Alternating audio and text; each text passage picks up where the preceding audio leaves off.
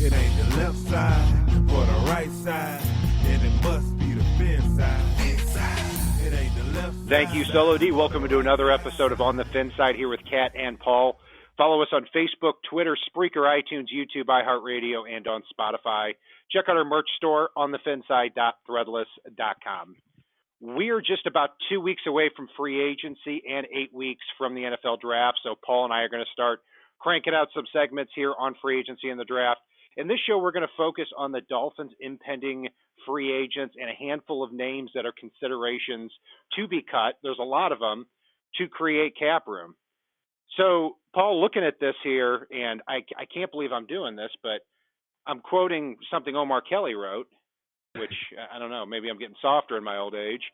Put out an article here, and it's pretty common news, too. The Dolphins would be a projected $71 million under the cap if they cut Ryan Tannehill, Devontae Parker, Robert Quinn, and Andre Branch, just those four players. So I think the common misconception is that the Dolphins don't have a lot of cap room. And when you look on like overthecap.com or Sport Track, you'll see the Dolphins about 27th in cap room, but they can unload a lot of this money very, very easily. They really can. I mean, and I know you're quoting Omar Kelly there, but I think you're being nice. I mean, that's something that a lot of folks, I think I've heard you say it a couple of times previously. CK said it. I think Travis has said it a few times. A number of folks have really put that out there. It'd be very interesting to see, because while everyone's worried about Miami creating cap space for this season, I think what you're going to see Miami do is potentially keep a lot of cap space as the season goes and try to roll some of that cap into 2020 as we're moving forward here. So Miami may or may not make some of these cuts just to get their cap back under control. The cap's funny money anyway, though. I mean, it's teams find a way if there's someone they really want. And the two big names are Juwan James and Xavier Howard moving forward. Obviously, Howard's the bigger name, but he's not a free agent until next year. But Juwan James is an interesting one because he's caused a lot of debate among Dolphins fans. A lot of people think he's an average right tackle. A lot of people think he's pretty much irreplaceable because he can form the bookend tandem with Laramie Tunsil for whenever the Dolphins get that cap space. I'll tell you, just to take a step back, on the hire of Brian Flores, I'll tell you one thing that I was thinking about over the last week that could be genius in hiring this guy, is that if you take a look at the roster, if the Dolphins' strategy was, we're going to finish the offensive and defensive line, we're going to finish the secondary, and then on the front seven of the defense, we've got a guy that can scheme together a pretty darn good team without a lot of resources. And then from that point, there's not a lot that you need other than a franchise quarterback, and we're going to take one of them in the next 3 years. So the Dolphins have a way, contrary to the popular opinion, with this young roster to piece some things together pretty quickly. They just need to wait on that quarterback.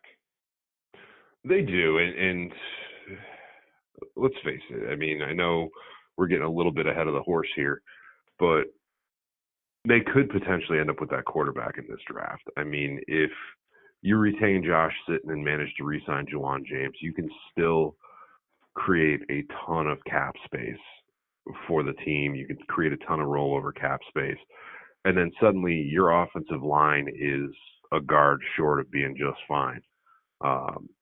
And then you're looking at a creative team on defense anyway with what they want to do between Flores and Patrick Graham. So, I mean, it's you can say rebuild all you want out there, TV land, but in reality, Miami's a team that, given the right set of circumstances and the perfect storm as the draft rolls along, they could create cap space and create a more competitive team based around the coaching and scheme that we've heard thus far. You bet. And we'll talk about the quarterbacks in the upcoming months, but right now the top two guys are Oklahoma's Kyler Murray and Ohio State's Dwayne Haskins. Third in there is Drew Lock, who I've seen a lot of as a Mizzou fan, and he could go anywhere from, I see him mocked in the top 6 or 7, could fall all the way down to the second round. You have no idea yet. But if the Dolphins, and Todd McShay and Mel Kiper were debating about this before, that if you're the Dolphins at 13 and you see an opportunity in this draft to go up and get your guy, you may have to do it if you fall in love with somebody. I mean, you look at the teams over the last 3 years, like the Chiefs and the Texans, Bears, you name it. I mean, there's been 6 or 7 examples of a team falling in love with a quarterback, going up and getting them, and they're all happier than they were before that happened. So there's a lot of different ways, but the Dolphins also have an opportunity, if they don't get the quarterback, to stack a very good team, maybe get 2 or 3 starters, kind of like they've been doing over the last couple of years in these drafts. Completely. I mean, and Chris Greer has shown a penchant for grabbing some late round steals that become impact players, whether it's immediately or over the course of a couple of seasons. You look at Jakeem Grant, you look at Davin Godchaux, you look at Vincent Taylor. All of those guys were not early draft guys. You know, you look at the little bit of impact Cornell Armstrong started to have late last year. You look at some of the players that he unearths in later round. They're role players, but they're players that can come in and be effective.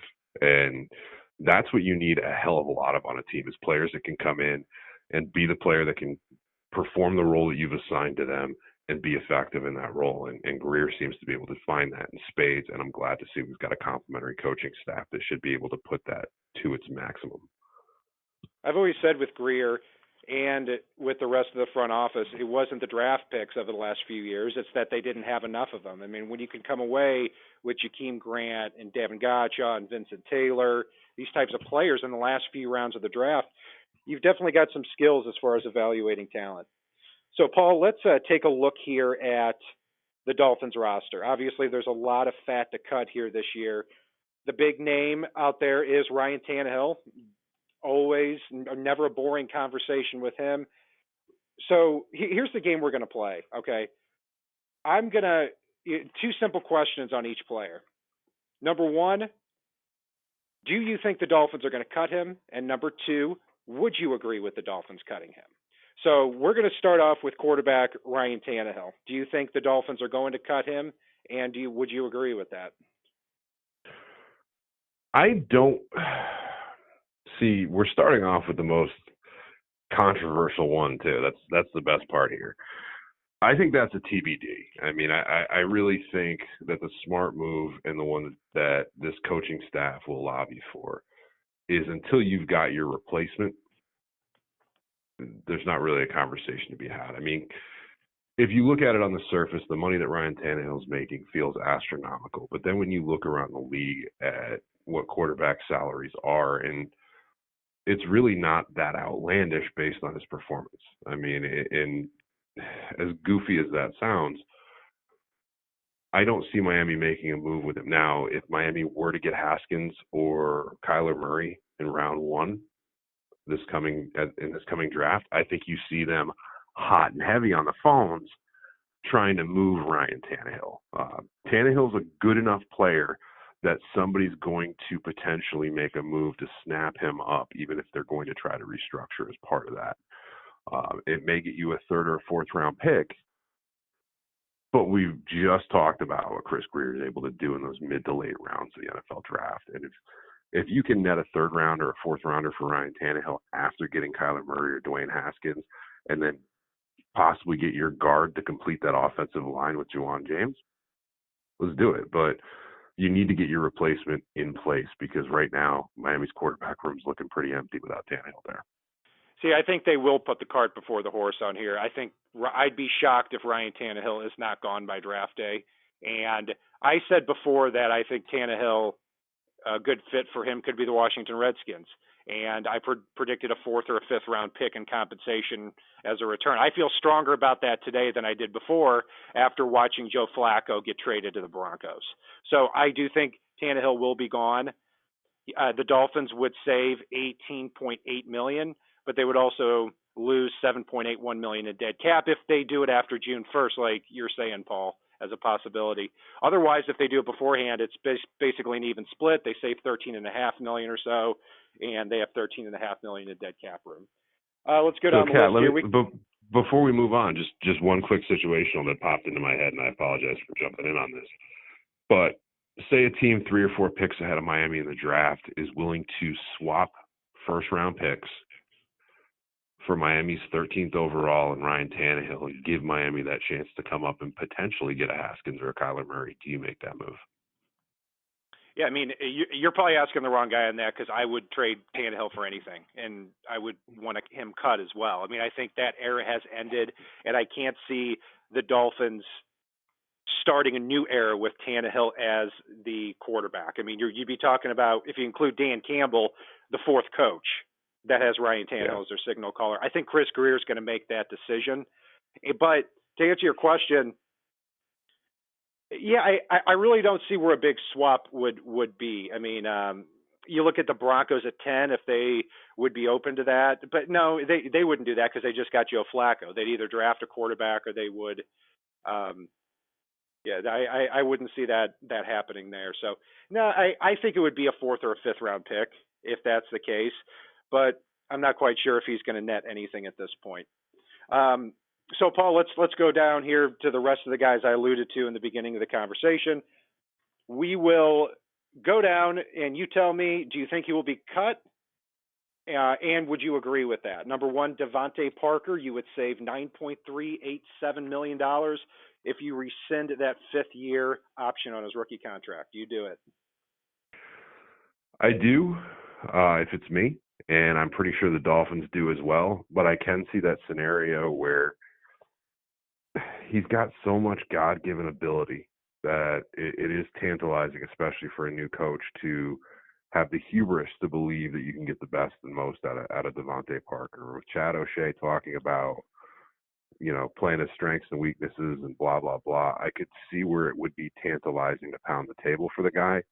But I think in the end, Chris Greer has probably had enough at this point, and I think we can see Devontae cut, and I'm fine with that.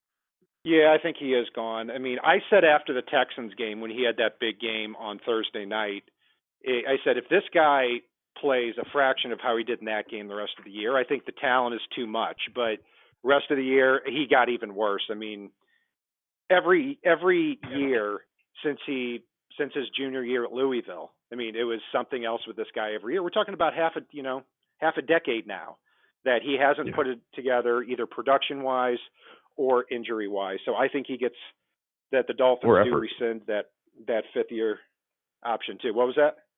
I said or effort. I mean, let's face it. The number of lack of effort plays that have caused interceptions for Devontae throughout his short career thus far is astounding. Yeah, and I think he would be worth it for somebody. I mean, if he goes to a team where he's not supposed to be the guy, and he goes, they have a good quarterback there, I think that he's going to be able to make some dynamic plays, and they're going to be like, why did the Dolphins give up on this guy? But you can't go on scared like that. I mean, what is it going to be 5th, 6th, 7th year? We're like, well, he's going to put it together this year. So I think he's gone. Let's stay at the wide receiver position. Danny Amendola, they could cut him and save a clean $6 million, no cap room.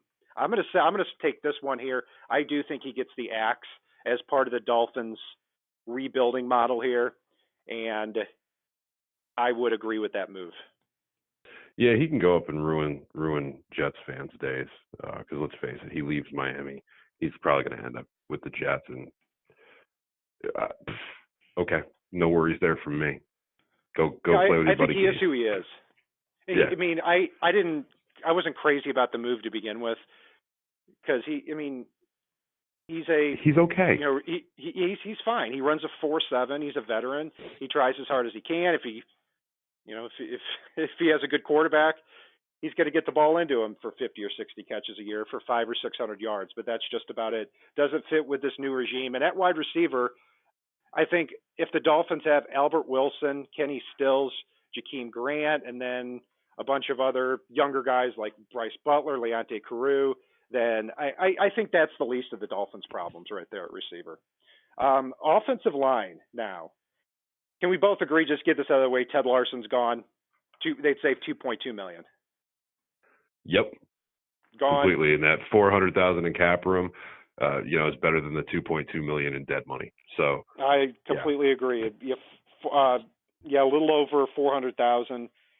That's perfectly fine. He can go be a backup or try to be a backup somewhere else. Dan Kilgore is an interesting one. The Dolphins did trade for him last year. They could cut him and save 2.4 million. We didn't get to see a lot of him last year, and when he in his couple of starts, he didn't look all that good. I actually thought Travis Swanson was a little bit of an upgrade over him. Yeah, if Miami can re-sign Travis Swanson, I'm fine with parting ways with Dan Kilgore. I mean, I'm not upset if he stays on the team. Again, he's okay, and he's better than some that we've had, and he did perform better according to PFF than Mike Pouncey. So there is that. But I mean, it's whichever one's less expensive and gets the job done. I don't care between them. Maybe there are some good options in the draft too. Should just get both of them out of the way so Jake Brendel can begin his Hall of Fame career immediately. Let's stay here at the offensive line. Now, this is the one that's to me most interesting, and so many people are 50-50 on. Josh Sitton. The Dolphins signed him last year, and he looks every bit what we expected at left guard. I think he would have completely changed how the Dolphins were protecting on the left side. And then he goes on injured reserve pretty early. If the Dolphins cut him, they owe him $2 million in dead cap money, but they would save $5 million. He's going to be 32 years old. He's coming off an injury. A lot of people think he's going to be part of the youth movement and he's going to get axed. I would disagree with this. I really hope they keep Josh Sitton, because if you cut him, you're going to turn around and you're going to sign a Ted Larson or a Dan Kilgore caliber player for $2 or $3 million a year anyway. So at that point, why don't you hang on to Sitton and see if he can play to 33 or 34 years old? Yeah, I mean, you cut Josh Sitton, you let Juwan James walk, and suddenly you're sitting there on draft day basically going like, okay, anybody that doesn't have an OL or DL designation, just wipe them off the board now. And I'm sorry, but you look at the difference between the last game Sitton played last year and every game after that in what that offensive line was, and it's so ridiculously noticeable. He was a huge impact for that offensive line, and until he's another one that until you have a quality replacement for, you keep that guy around and you groom a young project at guard that you think is going to be something special in a year or two, and then you part ways with him. Yeah, and I think Sitton is the type of guy that can play into his mid-30s, 34, 35 years old, like a Jari Evans did for the Packers a few years ago, because he's not somebody who does it on athleticism. He does it on experience and on size. He just goes out there and does his job. I don't see those skills deteriorating as quickly as some of these other players. So, yeah, I'm really hoping that they keep him. Along the defensive line, Paul, it's pretty much a foregone conclusion. Robert Quinn's going to get the axe. They're going to save almost $13 million. And Andre Branch is definitely going to get the axe too, unless the Dolphins' new defensive line coach, who coached him at Clemson and with the Jaguars, wants to keep him. But I can't see that happening. So they'd save almost $13 million by cutting Quinn, almost $7 million by cutting Andre Branch. Do you think anything's going to change there? The only thing I can say with Andre Branch is they may look at some of the tape last year where Branch did play from a stand-up position and did it pretty effectively at times.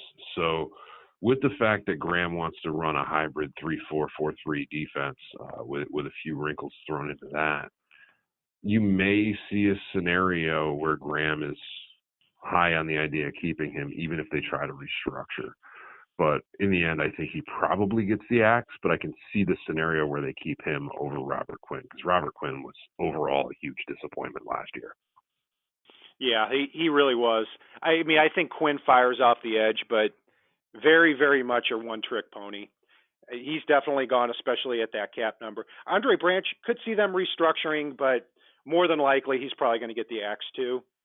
But moving along to the last two guys, they're very interesting because it's not as simple as dead cap money and how much you're going to save, et cetera, et cetera.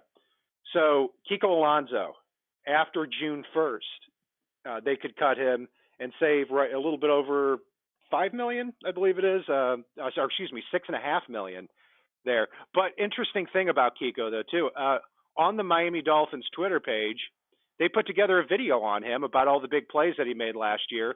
And just from experience, I remember when there was talk about the Dolphins cutting Mike Wallace after a couple of years, and he wasn't on any of the promotional videos. I don't know. Sometimes I read a little. I might be reading a little bit more into that than I should.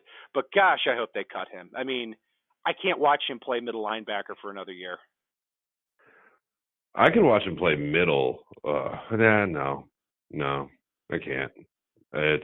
I'll be honest. If the Dolphins wanted to burn a draft pick, sending somebody up to the podium to announce that they were cutting Kiko Alonso, I'd volunteer to be the one to grab that card, run up to the podium, push the commissioner aside, and say, with the 13th pick in the draft, the Dolphins have decided to cut Kiko Alonso. Next. You know, pretty harsh. They could simply cut him. I mean, that's how many off too. seasons have we been sitting around going, I'd give Kiko away for somebody's grandmother's favorite piece of china? I mean, I'd pay them to take Kiko Alonso. I'd give them a draft pick if they take Kiko. I mean, he makes some highlight plays for the good, and he fills the stat sheet. But God, all the abysmal in between is just so game changing in the wrong direction. I mean, the number of BS penalties he's got for stupid late hits and the reputation he's got amongst officials now, where any type of questionable call is going to go against him in those scenarios. Kiko loses games. Kiko is good for 2 losses a year. That's the impact he has. I completely agree. I mean, yeah, I believe it was 5 out of 6 games. He had a 15-yard personal foul penalty and was ejected twice. I mean, he does not make enough big plays to justify the stupidity on the others. I mean, I could see maybe a team like, and we've talked about this before, I could see a team that just doesn't have enough playmakers, like the 49ers, who had, believe it or not, 2 interceptions all of last year, saying, okay, we need to get somebody in here at linebacker who can just do something, and then we can unload him for a 6th or 7th round pick. The Raiders come to mind on that too.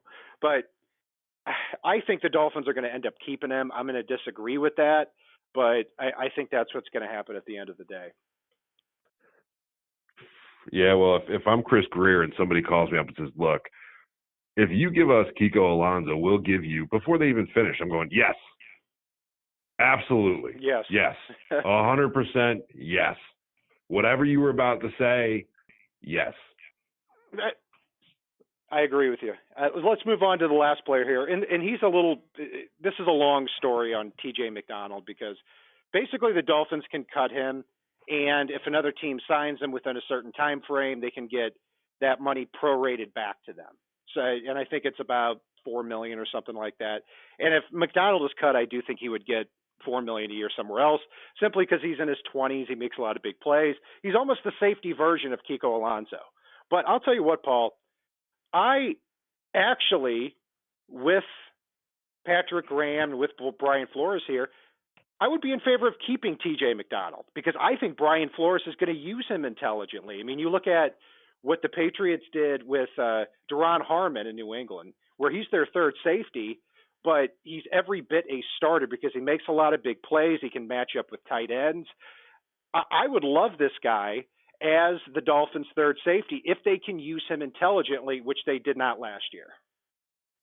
Yeah, I mean, I'm almost tempted here to just go out and cut and paste from several of our shows after the draft last year, and even leading up to the draft in regards to Minkah Fitzpatrick, where we talk about cutting Kiko Alonso, moving TJ a little more up in the box alongside Rashad Jones up in the box, and going with Minkah as a single high, with those two just being destroyers, running around wreaking havoc. From a 3-safety look, with Minkah being your center fielder. I love the idea of that, and getting Kiko the hell off the field in those scenarios, and off the team in this scenario. I mean, we talked about it so much last offseason. Maybe Brian Flores will get creative and do something like that. Fingers crossed, knock on wood, whatever you need to do. Well, I like that he's demonstrated the ability to do that before. I mean, with the same type of player. And you're right, Paul, with McDonald, if they can use him intelligently and creatively, then he can alleviate those needs at linebacker. And so I would completely be in favor of bringing him back, because I know if they bring him back, then Flores is going to envision that same type of role here in the secondary. I mean, it would be, this is a subject for another day, but I think the Dolphins, if they really nail down that spot opposite Xavier Howard as the boundary cornerback, to have Bobby McCain as your third cornerback and TJ McDonald as your third safety, man, what a secondary that would be. So let's move on to the free agents real quick. And, a lot of these guys aren't worth mentioning, but so we'll glide through a couple of these, take the big names. So I'm going to throw out a dollar amount based on what I've researched here. And you tell me, Paul, yes or no on this. So first, Juwan James. Now, yes, Juwan, yeah, and I'm an immediate yes too. But I'll tell you what. Here's the interesting thing about it: the highest paid right tackle in the NFL is Lane Johnson, at about $10.8 million a year. Now, Lane Johnson is far and away better than Juwan James. No doubt about that. He's an elite player. But the second highest paid right tackle is Ricky Wagner of the Lions, who's a good player. He's had a good career. And then you have a lot of guys that are in that same cluster right there. If Juwan James asks for $11 million a year and asks to be the highest paid right tackle in the NFL, do you still do it? Highest paid, no. Amongst the top five, sure. Interesting. So that's where the conversation gets really interesting for me, where the Dolphins, if Juwan James says $11 million a year, I want to be the highest paid right tackle, don't even bother picking up the phone if you're not willing to do that. That's kind of the reaction. And then I start thinking, do you really let Juwan James walk over what would come down to $1 million or $1.5 million a year? That's the interesting discussion that's going to take place. I do think at the end of the day, the Dolphins are going to do what it takes to retain him. It would be too stupid not to. I mean, if they don't, I'm telling you right now, I'm going to want to draft probably a right tackle in the first round of the NFL draft. Well, I'm going to say it right here, and you know me, I've got no problem being quoted good or bad. I think 5 years, $48 million gets it done. I would hope so, and if it does, that would be a great re-signing there. So, obviously the second one too, Paul, Cameron Wake just turned 37 years old. You'd have to think right now he's making between $9 and $9.5 million, I believe. It's hard to gauge his value because of his age and because he's probably going to play 30 or 35 snaps a game. So I'm going to throw out the number there of $10 million a year for Cameron Wake. Would you bring him back at that time?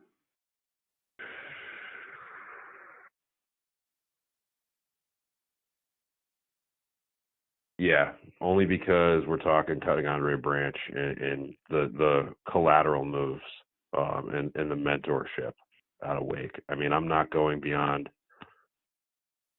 3 years max, preferably 2 for Wake, because I think that gets it done, whether or not he ends up finishing his career somewhere else, which I hope to not see. It breaks my heart to say so, because Wake is my favorite Dolphin of all time, behind Dan Marino, Tim Bowens, and for 1 year, Jamie Nails.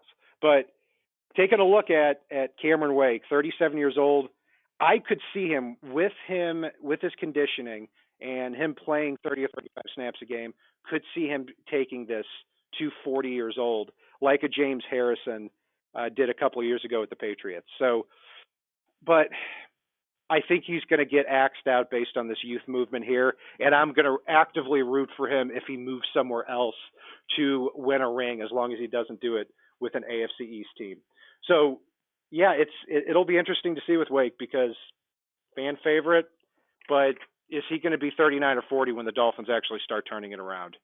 So you're going to go with yes. I'm going to go with no on Wake. I'd say the next highest prized free agent, Frank Gore. He played for a little over $1 million last year with the Dolphins. Obviously exceeded those expectations. He said he's not retiring. Let's set the price tag at $3 million, and I'm going to have the same answer to this.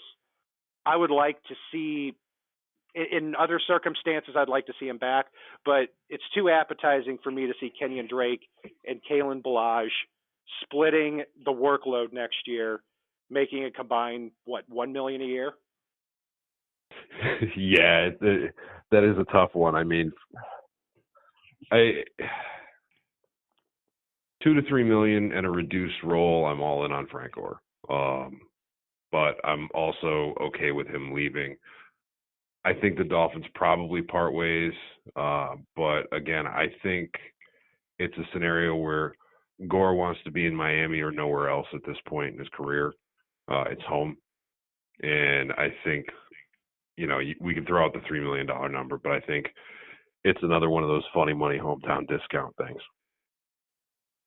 Yeah, we shall see, especially with Gore, because, grew up in Miami, went to high school in Miami, is a Miami Hurricane, did want to come to the Dolphins for a reason. I could see him wanting to finish his career here as well.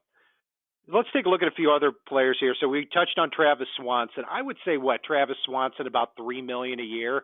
And at that point, I would do it, and I would cut Dan Kilgore. I thought Swanson, other than a couple of bad snaps against the Bengals, I thought overall he did a pretty decent job. Yeah, I'm 100% with you on that. I think I kind of already said my piece on Swanson when we talked about Kilgore. So defensive line, we've got a few guys who are in their 30s, but could fill some roles for pretty cheap. William Hayes coming off another injury, Ziggy Hood, Sylvester Williams. I'd say right around the $2 or $3 million per year range for all of them. Would you say let's just go young at this position, or would you bring any of them back? I'd bring Hayes back, especially, and I know I keep harping on this, but with Graham wanting to run the 3-4-4-3, I think Hayes can be a flexible player. I mean, we were looking at him last year, moving in and out depending on the scenario, and I think that lends very well to what Graham is going to want to do with this defense. And you look at the fact that he has been arguably or inarguably one of Miami's best run defenders when he's been on the field the past few seasons, and the fact that Miami has struggled against the run when he's been out. And for me, you need a veteran leader like that, even if he's going to fill rookies and young players' heads with mermaids and dragons and whatever the hell else he believes in. Oh, he's out of his ever-loving mind. That's for sure. But yeah, these three guys I just mentioned, I'd be fine bringing any of them back. If the strategy is, let's give them a couple million a year, and we're going to play a 3-4 with veterans. It kind of reminds me of what the Dolphins did years ago when they started out with Tony Sperano.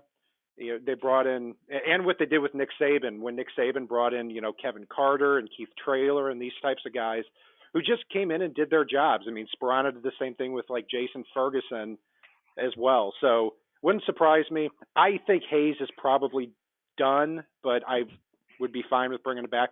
Sylvester Williams, 30 years old, has started a lot of games, played in some Super Bowls too. Maybe you start out at nose tackle with Sylvester Williams for very cheap, and then you've got Vincent Taylor and Gottschall at the end, and then you add somebody else along the way. So I'd be fine with any of those scenarios. So let's burn through a few more of these before we wrap up. Sidearm Sasquatch, Brock Osweiler. No. David Fales. Fales, yes. Interesting. Now, I would be fine bringing Fales back. I don't think they will, simply because he was Adam Gase's toy, and I don't think that's going to translate. I think their new regime is going to be more looking at who the Dolphins did sign as a street free agent. We've talked about Jake Rudock, former Michigan quarterback, and Luke Falk will come back too and maybe be a camp arm, possibly make the team too.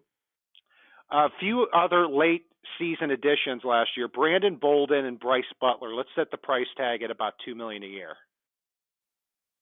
Bolden, I'm definitely in on. I think he was drastically underutilized last season. He was part of that club that seemed to come on the field and do something special every time he touched the ball and get benched for it.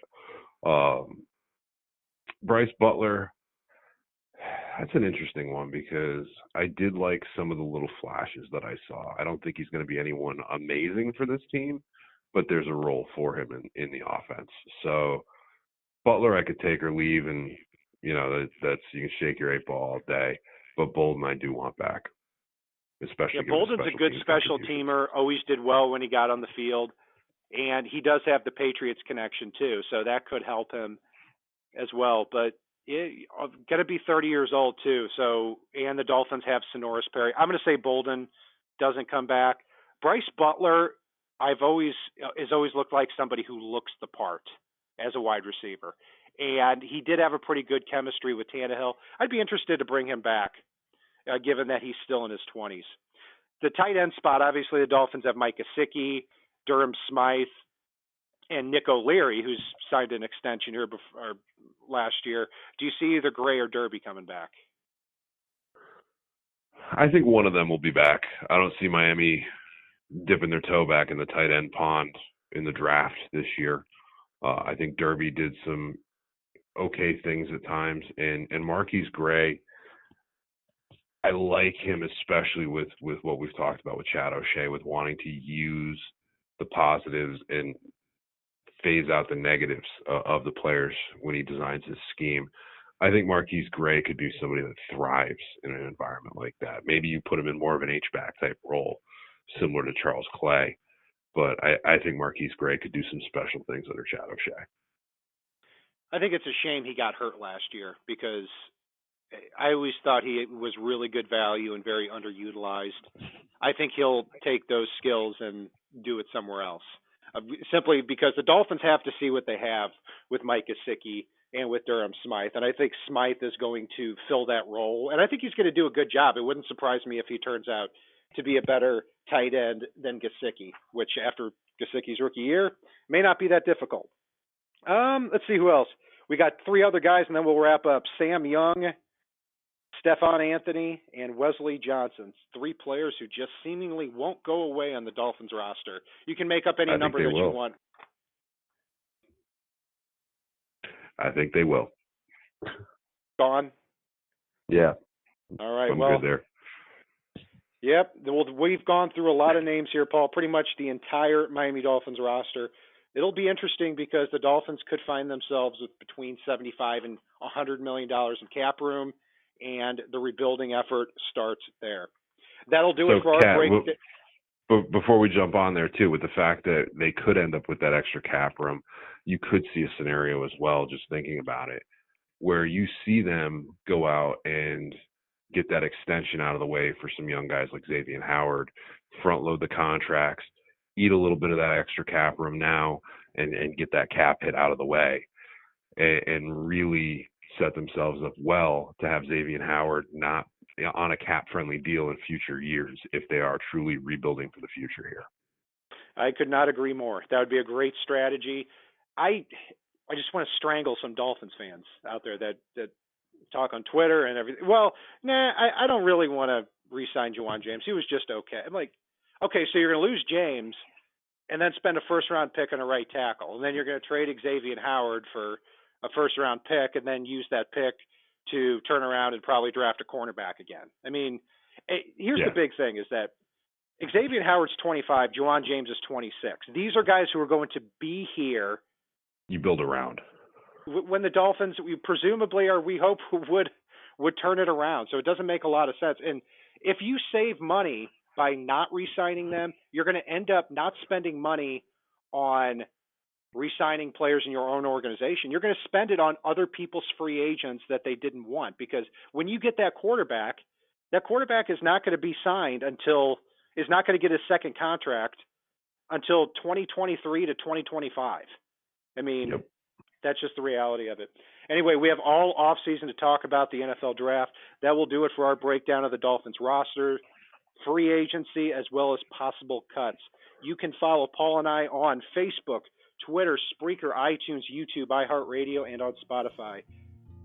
Check out our merch store on thefinside.threadless.com. And if it's not on the right side and it's not on the left side, it is on the fin side. Solo D, take us home. It ain't the left side